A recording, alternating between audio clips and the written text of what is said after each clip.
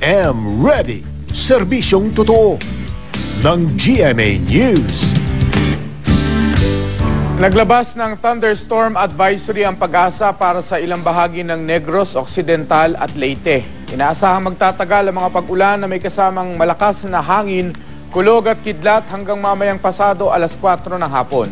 Asahan din ang pag-ulan sa ilang bahagi ng Metro Manila, Bulacan at mga kalapit na lugar bago mag alas 4:30. Samantala hanggang mamayang bago mag alas 5 naman ng hapon ang mga thunderstorm sa malaking bahagi ng Mindanao. Pinag-iingat po ang mga residente sa posibleng pagbaha. Ayon sa Pag-asa, dulot ng Intertropical Convergence Zone ang madalas na thunderstorm sa bansa. Bukod sa ITCZ, isang bagyo ang binabantayan ng Pag-asa. Sa ngayon malayo pa ito, pero posibleng pumasok ng Philippine Area of Responsibility sa Miyerkules. Tinatawag itong sa international name na Soilik. Oras na makapasok ito ng PAR, papangalanan itong bagyong Juaning.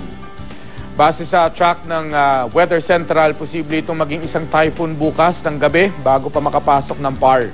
Hindi man inaasahang mag-landfall, posible naman itong magtagal sa PAR at inaasahang lalabas sa araw pa ng Sabado.